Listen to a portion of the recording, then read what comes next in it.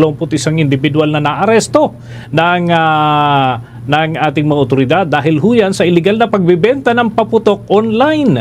Naku, bawal pala ito. Ayan, may balita si Bombo Bea Pinisa. Arestado ang 21 individual matapos na mamonitor ng Anti-Cybercrime Group ng Philippine National Police ang mga ito na illegal na nagbebenta ng paputok online. Sa isang pulong balitaan, inihayag ni Anti-Cybercrime Group Acting Director Police Brigadier General Wilson Assueta na mga individual na ito ay naaresto bunsod ng 18 mga ikinasang intelligence operations at ground validations. Dagdag pa ni Assueta sa mga entrapment na isinagawa, higit sa 3,400 ang kanilang mga nakumpiskong pyrotechnics kung saan ang mga ito ay subject na para sa pagsailalim sa inquest proceedings. Tungkol sa illegal online sale of firecrackers and pyrotechnics, so para continuous ang ating cyber patrolling and of course intelligence operations, ito ay may kasama rin na ground validations.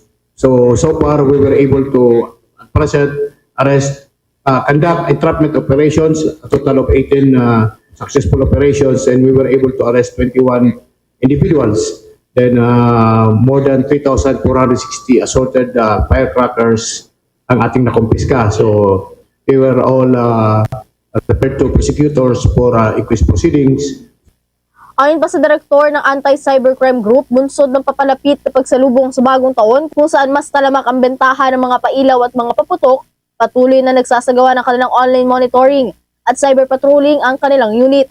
Layo nito na matulungan din ng mga pulis na nagsasagawa ng kanilang mga inspeksyon at operasyon sa mga komunidad para sa kampanya na ito kontra sa illegal na bentahan ng mga pyrotechnics. So far, ongoing pa rin. Patuloy po ang ating monitoring.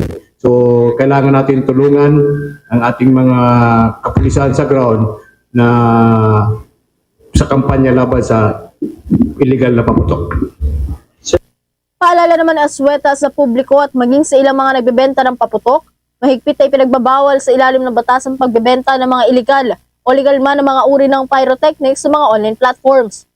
Dahil sa mahigpit na pagpapatupad nito ay nakahanda ring magsampa ng mga kaukulang kaso at reklamo ang Anti-Cybercrime Group sa mga maaktuhang lalabag dito bilang violation sa Republic Act 7183 in relation to Section 6 of Republic Act 10175 o paglabag sa Firecracker Law of 1992. Mula dito sa Quezon City, para sa Bombo Network News, ito si Bombo Bea Pinisa. And this is Bombo Radio Philippines, the #1 and most trusted source of news and information. Basta Radio, Bombo! For the most trusted source of news and information, visit our website at www.bomboradio.com. Follow us on Bombo Radio mobile app, Facebook, YouTube, TikTok, and X, formerly Twitter. Like, share, and stay connected. Anytime, anywhere.